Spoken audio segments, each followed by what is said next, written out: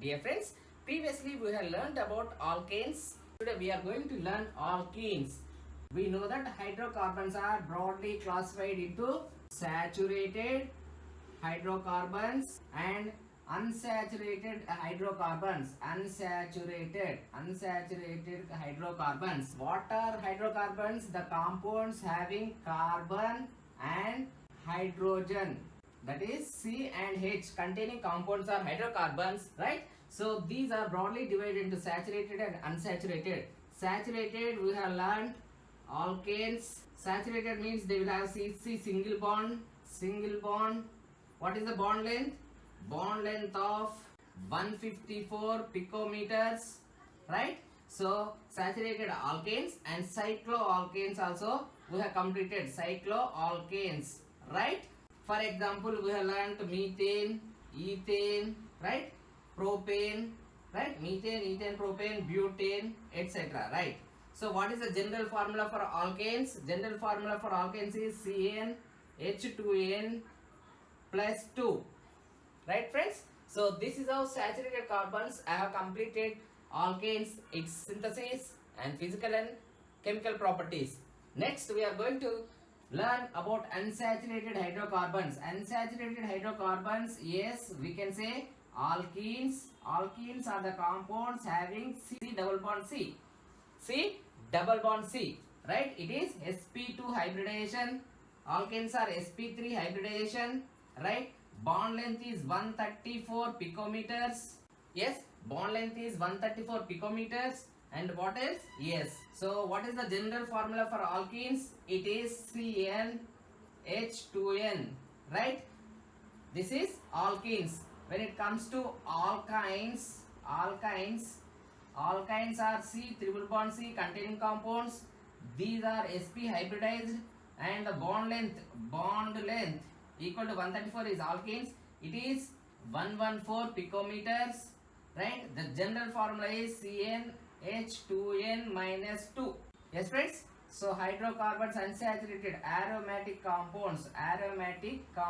Under aromatic compound we will learn about benzene, toluene like compounds. Dear friends, we have completed alkanes. Now today we are going to learn about alkenes. Alkenes are the compounds, unsaturated compounds. So these compounds will have C double bond C, sp2 hybridized, bond length is 134 picometers, and the general formula for alkenes is CnH2n. So examples under alkenes we learn about ethylene, or it is also known as ethene, but the common name is ethylene, propene. Dear friends, so these the compounds which will end with ene. Propene, ethylene, propene, butene, right? Pentene, hexene, like that. Hexene. So these are the compound. Ethylene, for example, Cn is equal to N. If N equal to 2, ethylene, it is C2H, 2 into 2, 4, H4. Yes, friends. Propene, N equal to 3. That means C3H6. N equal to 4. That is C4H8. N equal to 5, C5H10. N equal to 6, C6H12. Yes, friends, this is how their general molecular formula will be here, like this. Then how to write C2H4? Yes, this is the way you can write, right? So this is ethylene. Propene, CH3, CH double bond, CH2. Butene, I am writing 1 butene. What is 1 butene? I will explain. CH2, CH double bond, CH2, but 1 ene, right? So pentene, CH3, CH2, CH2, CH double bond, CH2.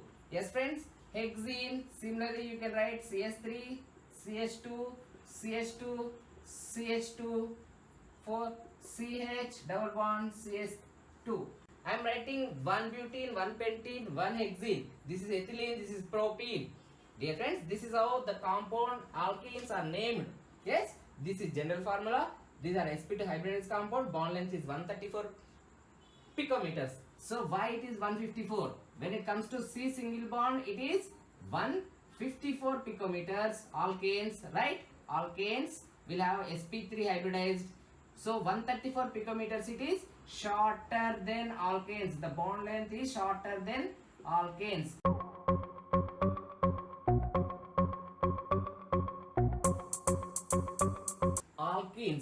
Alkenes, preparation of alkenes, reduction of alkynes, reduction of alkyl halides, reduction of vicinal dihalides, dehydration of Hoffman, exhaustive methylation. So what are the preparation of alkenes? Preparation of alkenes can be done from alkynes. Partial reduction of alkynes from alkynes by partial reduction of alkynes. For example, if I take ethine, this is ethine, or acetylene, this is acetylene, right? And if I do the partial reduction using palladium on carbon using hydrogen, yes, it will get reduced, calculated, yes. So I will write H2, 2, right, exact hydrogen 2, right. So it will give ethylene, it will give ethylene, yes friends. So by partial reduction of from alkynes, by partial reduction acetylene upon partial reduction using palladium carbon and hydrogen, it will give ethylene, right. This is acetylene. For example, if I take propane, CH3 C triple bond CH, yes. So will I do, if I do same reduction using palladium carbon and hydrogen, what I am going to get? Yes, CH3 C. So I can write like this, yes. So double bond CH, right. This is propene, right friends. So this is propine, yes. So we can prepare alkenes from alkynes. This is acetylene is an alkyne. This upon partial reduction using palladium carbon and hydrogen we will get ethylene, and this is propine. Upon reduction using palladium carbon and hydrogen we will get propene. This is one of the methods available for the preparation of alkenes. Let us see some geometrical isomerism. So what are the geometrical isomers? So geometrical isomers are the isomers which will have cis trans. Isomers are known as geometrical isomers. Cis trans isomers R, E and Z compounds are known as geometrical isomers. This geometrical isomerism is observed in alkenes. For example, if I take C triple bond C CH3, right, CH3, this is 2 butane. If I do with Lindlar's catalyst, this is very important friends. Lindlar's catalyst, palladium carbon upon addition of palladium sulfate will act as poison, or it will stop, right, it will stop hydrogenation at only after one equivalent. So palladium sulfate, by the addition of, if you see palladium sulfate, it is a Lindlar's catalyst. It is very important reaction friends. Lindlar's catalyst, right. So this Lindlar's catalyst will give rise to cis alkenes. That is, this Lindlar catalyst will give cis alkenes. So cis alkenes, this is CH3 group, this is CH3 group. Both the CH3 groups are same side, or the incoming hydrogens are at same side. This is cis butene. This is the name, cis butene. So Lindlar's catalyst gives cis alkenes. Instead of Lindlar's catalyst, if I use sodium and liquid ammonia, I will take the same example, right? C triple bond C CH3. If I use sodium in liquid ammonia and do the reduction, what I am going to get? Yes, transalkene. This is transalkene. So the incoming hydrogens will be added trans to each other. This is trans but butene. It is very important reducing agent. It is known as Birch reduction. Birch reduction of alkyne to butane. For example, we will give trans compounds. This is very important, friends. So please remember, Lindlar's catalyst gives cis compounds, Birch reduction gives trans compounds. So I have taken example as CS3 here, 2-butane. If I write anything here, so it may be R, it may be R prime, right? So you can place anything here, right? You are going to get, this is the compound, cis and trans. So this type of reactions are known as stereoselective reactions. These are stereoselective. It is very important terminology. Stereoselective reactions. Lindlar's catalyst and Birch reductions are stereoselective reactions. Stereoselective reactions. Dear friends, alkanes can be prepared from alkynes by partial reduction.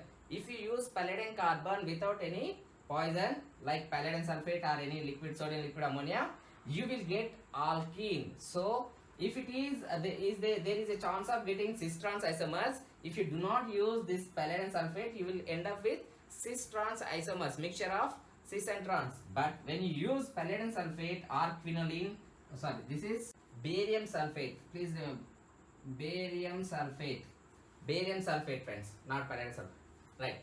So if you use barium sulfate, it is known as Lindlar's catalyst. You end up with cis butene. If you use Birch reduction condition, that is sodium in liquid ammonia, you will end up with trans butene.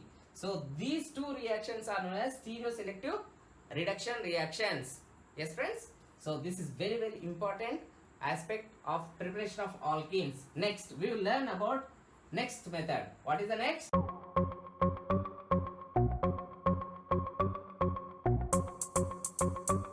Yes, friends. The second method is dehydrohalogenation of alkyl halides.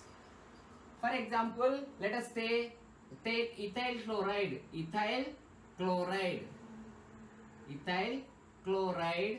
This is alkyl halide. I am taking ethyl chloride, and if I heat this ethyl chloride in presence of KOH, that is potassium hydroxide, in alcoholic solution, for example ethanol, alcoholic solution, for example ethanol, I can take here ethanol, or you may get like this alcohol or ALC dot, right friends? So KOH in presence of in ethanolic KOH, elimination will take place. That means minus HCl, that is HCl, it is nothing but KOH plus HCl will give rise to, so this minus HCl will take place, this group will be eliminated, right?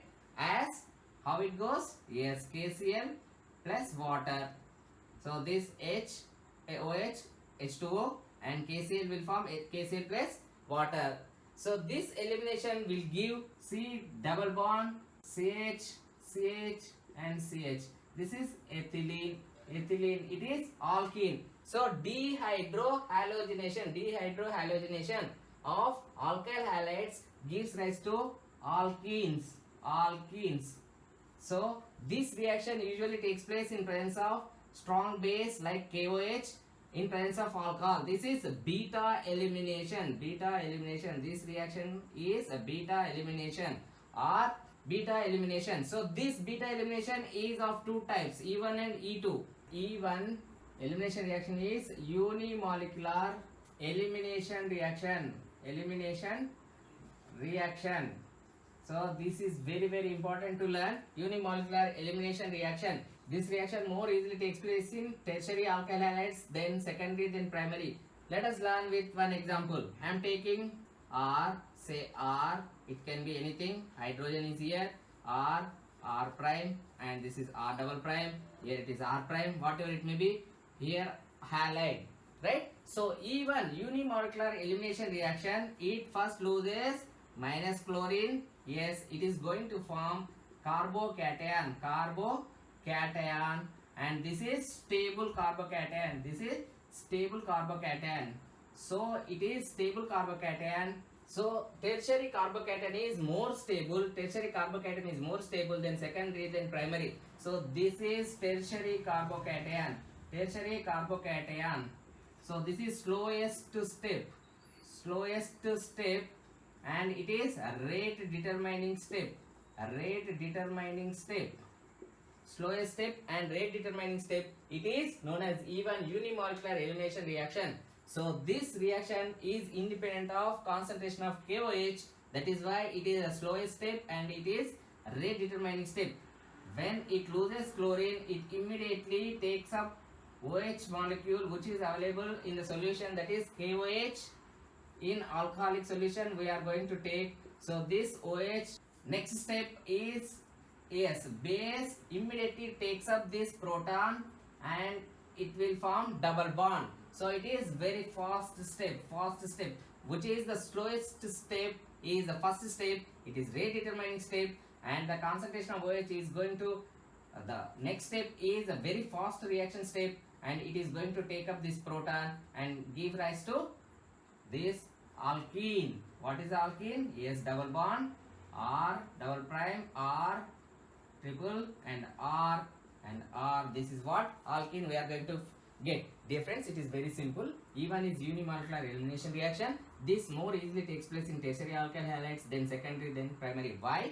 Because the intermediate formed during this elimination reaction, if it is tertiary carbocation, it is more stable. That is why this elimination takes place very easily in tertiary carbocation forming compounds. Right friends? So the next step is, the first step is slowest step where it is going to lose chlorine. So this is rate determining step. The second step is fast, where this OH which is present in reaction mixture as KOH, this OH takes up this hydrogen very fast to give alkene. Then E2 is bimolecular elimination reaction. What happens? Let us take one example and see. This more easily takes place in primary alkyl halides, then secondary, then tertiary, right? Tertiary alkyl halides. So primary alkyl halide, I am going to take primary alkyl halide. For example, ethyl chloride. I am taking ethyl chloride, right? So this is ethyl chloride in presence of KOH in alcoholic solution. So what happens? So there will be a transition state where it will have like this transition state, carbon, chlorine, right? So this hydrogen, and this hydrogen will be there, and this hydrogen will be there, and this is the transition state where this OH which is there, OH will have this. So this is the transition state. E2 bimolecular elimination reaction, it is a rate determining step where this rate determining step depends on the concentration of KOH and the concentration of alkyl halide, where this intermediate will form transition state, right? So it is a single step reaction. So it is a single step reaction. It takes up this hydrogen and this chlorine will go off, right, to give our alkene. What is our alkene? Yes, this is alkene. So we are going to get ethylene. This is how bimolecular elimination reaction takes place. Yes friends, next, for example, if I take this halo compound, right, chloro, here CH2, that is like this, CH3, hydrogen, under same reaction conditions, what I am going to get? This minus HCl, I am going to get CH3, and CH3, CH2. So this is what I am going to get. Here comes the point. So this is the compound I am getting. If I take other compound like this, chlorine, CH3. So this is symmetric. So both way, if it is dehydrogenated, dehydrohalogenated, the compound will be the same, right? So here it is going to be same. But in this example, let us see. So if I use KOH in alcoholic solution, heating, what I am going to get? Minus HCl will take place, but what is going to happen? CH3, CH3, double bond, CH, CH3, this is major product, and here also I can write like this. So it can take up this hydrogen HCl or this also. So both are possible ways to dehydrohalogenate. CH3, CH2, CH3. This is minor. This is minor. So these major and minor ratios can be explained. Why it is formed major, why it is formed minor. Yes, it can be explained by Sage-Jeffs rule. Sage-Jeffs rule. What it says in elimination reactions. Yes friends, it is a major compound. This is the compound internal, right? So this is the major compound going to be formed. It is explained by Sage-Jeffs rule. It is known as Sage-Jeffs product. Then how to explain? Yes. So there is chance to get this hydrogen chloride, or it can lose this hydrogen chloride, isn't it? So KOH in presence of alcohol under heating, it may lose HCl, but this hydrogen can be from this carbon. Then Sage-Jeffs rule, what it says is, in elimination reaction, hydrogen is removed from the carbon having less number of hydrogens. It is more preferable compared to the other carbon which is having more hydrogens. For example, so take this example, what is going to happen?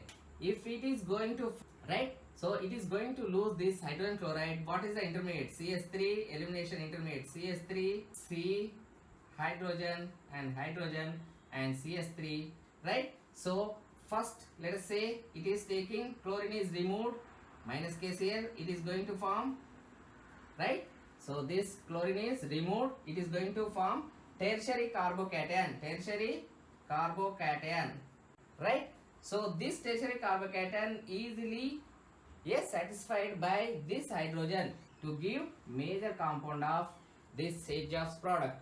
For example, if we follow this method, hydrogen here, right? So this CH3 and CH2, CH3, it is going to give like this. It is not preferable. So internal double bonds are more stable than exocyclic or outside double bonds, right? Anyhow, yes friends. So this is tertiary carbocation and it is going to give major Sage-Jeffs product. It is more stable compound, more stable. This is minor and less stable. This is less stable. So if it loses this hydrogen chloride, it is going to give this compound. This is how it is going to give two types of compounds or isomers during dehydrohalogenation of alkyl halides. Next.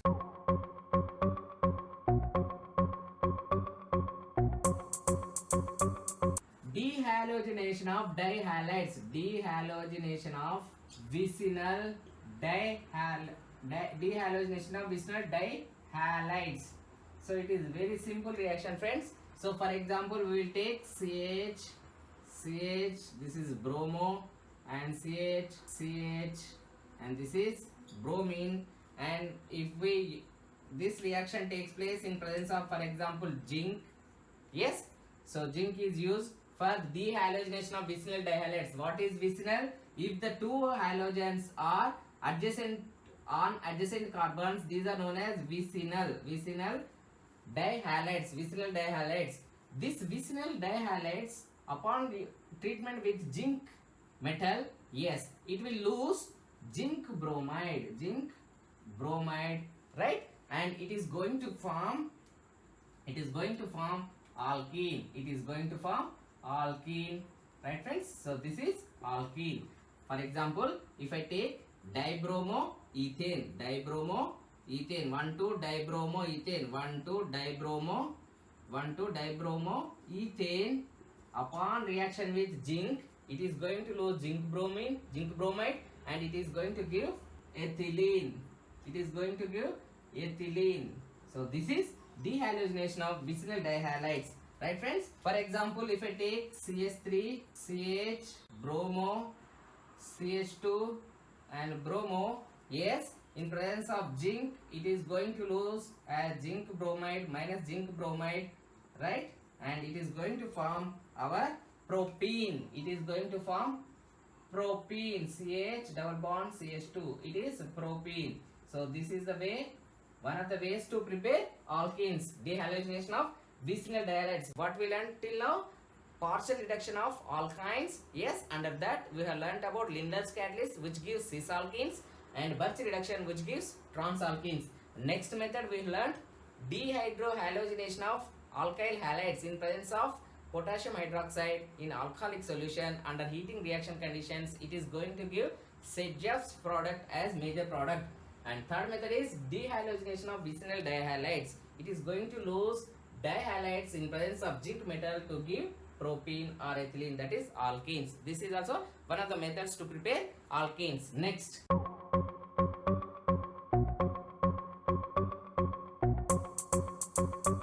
Yes, fourth method is acidic dehydration of alcohols. Acidic dehydration of alcohols. Alcohols, yes, we know. For example, ethanol. I will write like this: CH2OH. This is ethanol. Ethanol. Upon treating with sulfuric acid, so since we are using sulfuric acid, it is acidic acid. Sulfuric acid is an acid. It is going to lose minus water. So dehydration of alcohol. So at 170 degrees centigrades, we are going to get ethylene. For example, if I take isopropanol, this is isopropanol. Yes, this is isopropanol. It is going to lose in presence of sulfuric acid at 100 degrees centigrades. It is going to lose minus water. Yes, it is going to give propene, CH double bond CH2. If I take tertiary butanol, yes, it easily loses. Yes, CH3. For example, I can write CH2 or I can write CH2. This is tertiary butanol. Upon reaction with sulfuric acid at 70 degrees centigrades, it is going to lose water and it will give, yes, CH3, C double bond CH2 and CH3. Yes, 2-methyl. Yes, 2-methyl, 1 propene. Prop 1 in. So it is going to give 2-methyl propene. So this is how alkenes can be prepared by acidic dehydration of alcohols. Here one important point I want to explain. So this is elimination reaction. This is elimination reaction, right? Elimination reaction. This elimination follows E1 mechanism. Yes friends, so let us take another example. 2-butanol. What is going to happen? Very, very important friends. So rearrangement is going to take place. 2-butanol, CH2, CH3. What is the product? So I am going to use sulfuric acid. So what it is going to form as major product? So here it can take hydrogen from here or here also, right? So there are 2 probabilities to take up hydrogen, that is water molecule. Upon heating, it will form 2 products, but one major product it is going to. So 2-butene, CH3, CH double bond CH, CH3. 2-but 2-ene is going to form as major product, right? Take another example. So this is 2-butanol. If I take 1-butanol, what is going to happen? So CH3, CH2, CH2, CH2 and OH. This is 1-butanol. It is also going to give same. If I use sulfuric acid under heating, it is also going to give but2ene instead of CH3, CH2, CH double bond CH2. No, it is going to give but2ene. Why? I will explain. Right? So this is how it is going to give this. Let us see the mechanism. Since we are using H plus, yes, it is going to form this CH3, CH, OH2. This H plus will form this the compound and remaining will be hydrogen, hydrogen and CH3. Yes, it will lose water, minus water. It is going to form CH3H. 2-butanol we are using. So this is carbocation, hydrogen and hydrogen and CH3. So what is the carbocation here? It is secondary carbocation.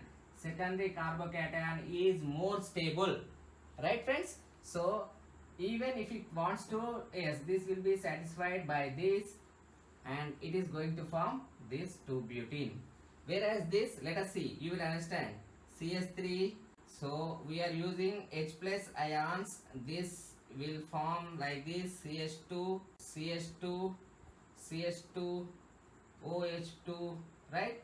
As plus, it is going to lose minus water. What is going to happen? CH3, CH2, and here I am going to write like this, H, and C, H2 carbocation.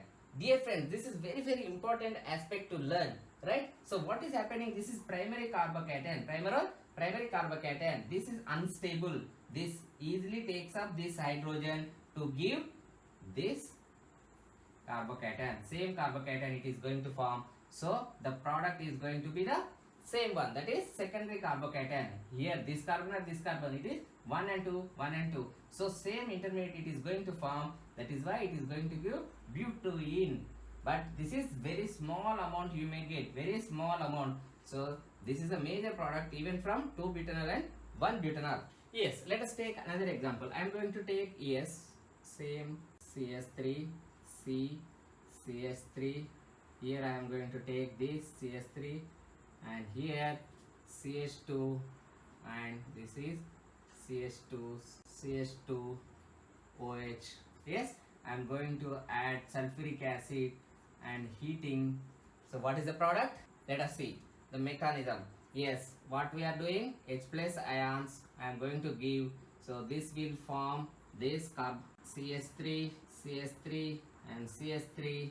It is very important friends. CH, and here CH. For understanding I am writing OH2, right? Or I can write like this, it is better, OH2.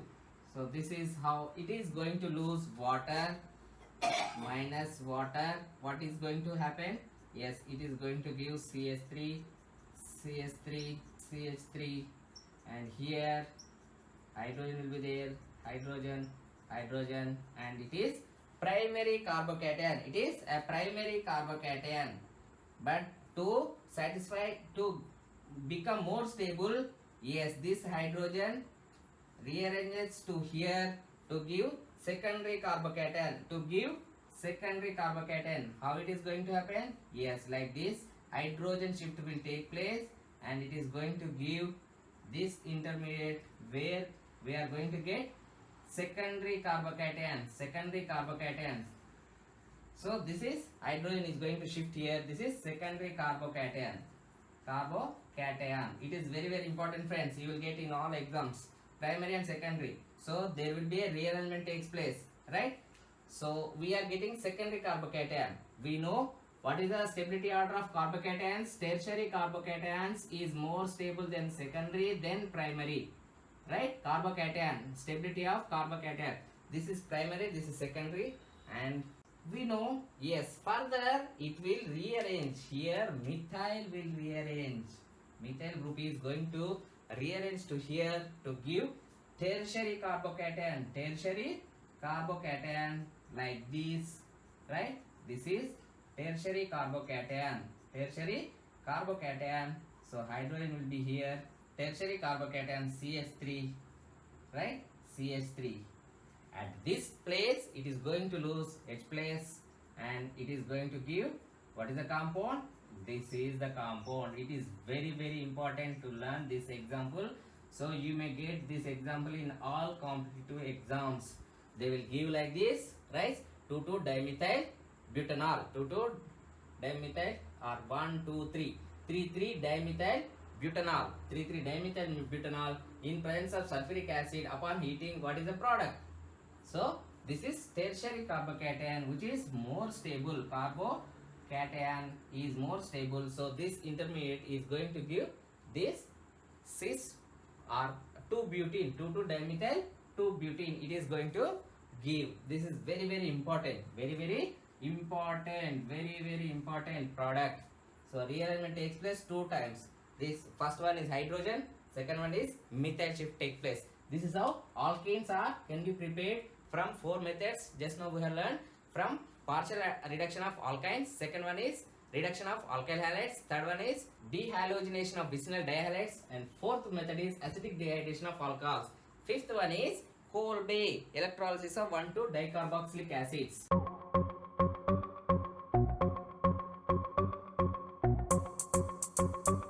Yes, Kolbe electrolysis. Kolbe electrolysis of 1,2-dicarboxylic acids. Dicarboxylic acids. Potassium salts of 1,2-dicarboxylic acids. For example, if I take succinate, dipotassium succinate.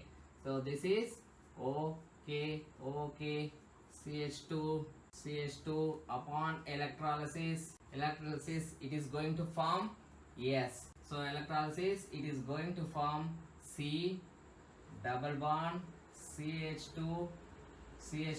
Yes, this CH2 is here, and these two carbon dioxides are going to be lost.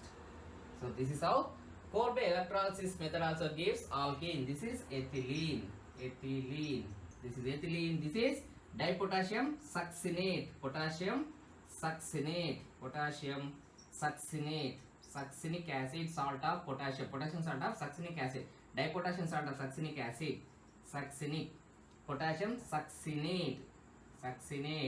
Upon electrolysis under Kolbe electrolysis method, that means 1,2-dicarboxylic acid. 1,2-dicarboxylic acids are going to form alkenes. This is alkenes. It is also one of the methods to the preparation of alkenes. Next.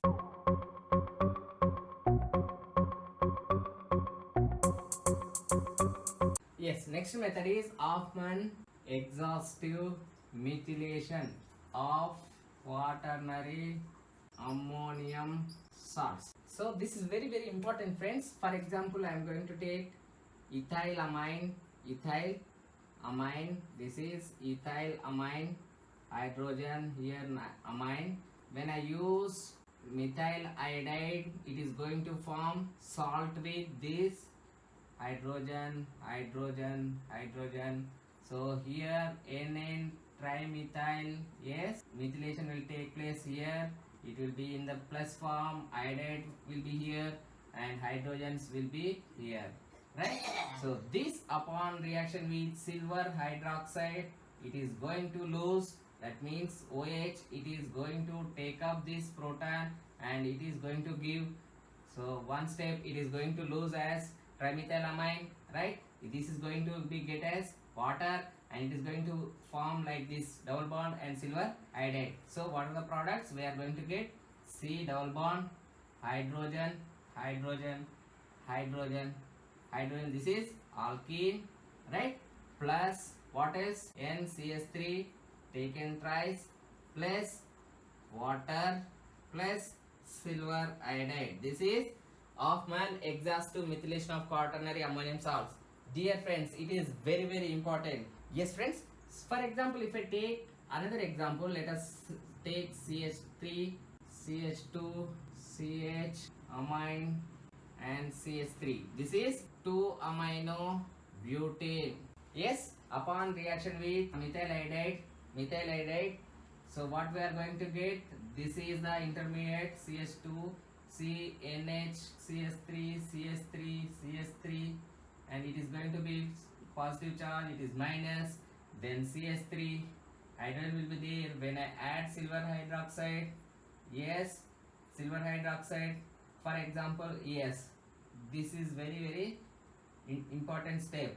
Hydrogen, and here hydrogen, it is going to form this and this and this. Dear friends, it is very important. Where this hydrogen, is it going to be removed, this hydrogen or this hydrogen?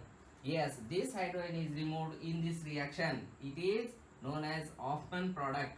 It is going to give Hoffman product or anti-Sedjoff's product.